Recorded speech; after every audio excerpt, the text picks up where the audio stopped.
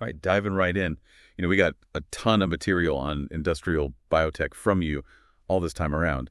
And it seems like the first step, right off the bat, is how do we actually pull out those precious bioproducts from the cells that are busy making them? Like your sources really nail this as, well, kind of essential, wouldn't you say, to Wow. get a good concentrated product before we even think about purifying it further? Yeah, totally spot on. That initial separation, the solids from the liquid, that's the real kickoff point for our purified bioproduct journey.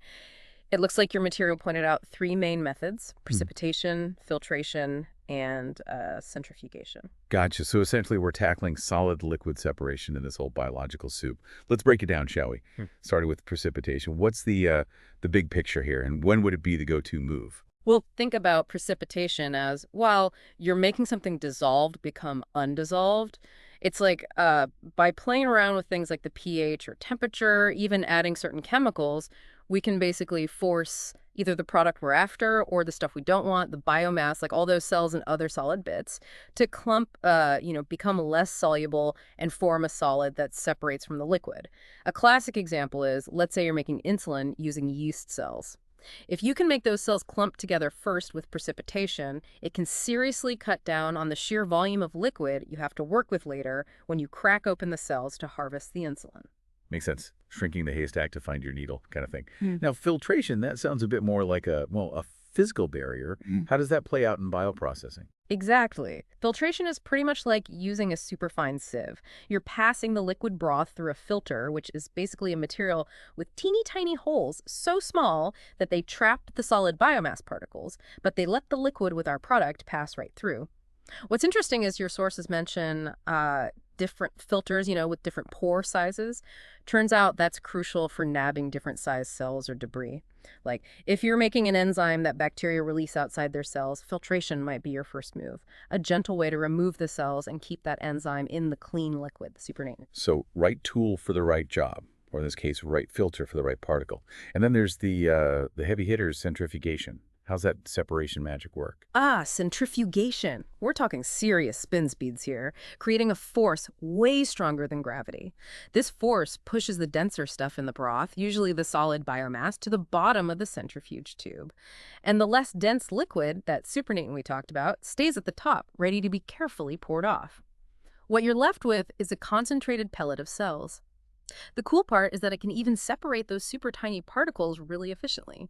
All right, so we've got our three contenders, but like you pointed out earlier, picking the right method isn't just about personal preference, right? Yeah. What are the key things to consider, the deal breakers, so to speak? Definitely. Choosing wisely is key. One big factor is whether your product is tucked away inside the cells, intracellular, or if it's hanging out outside, extracellular. If it's inside, your first priority might be to just get rid of a bunch of that liquid. Then there's the broth itself, how thick it is, the size and density of the cells, all playing a role. And probably the most important factor is, how much are you making? The scale of production can really change the game. What works in a tiny lab flask might be a total nightmare in a giant industrial vat. Makes total sense. You wouldn't want to try filtering something as thick as, like, sludge, right? Right. And trying to scale up some chemical precipitation from the lab to massive vats. Well, who knows what kind of curveballs you'd run into. So at the end of the day, all this initial separation is about getting a more concentrated stream of our prized product. Absolutely. It's about focusing and narrowing down what we're after. And by doing that, we make those later purification steps much more efficient and, of course, way more cost effective. It's funny how something as seemingly simple as, well, separating cells is actually a make or break decision with a whole toolbox of techniques to pick from. It really is. And it just goes to show that even at the very beginning of bioproduction, there's a ton of clever engineering and careful thought going on behind the scenes. Makes you think, doesn't it? Yeah. Like, how would the fragility or even the location of that precious molecule influence your choice? If you have a super delicate protein floating outside the cell, would you really risk those harsh precipitation conditions? And then there's the whole scaling up challenge, taking a lab-based centrifugation protocol and making it work on an industrial scale. Must be a whole other beast. You've hit the nail on the head. It really highlights that intricate dance between the biological processes and the engineering needed to bring these innovations to life.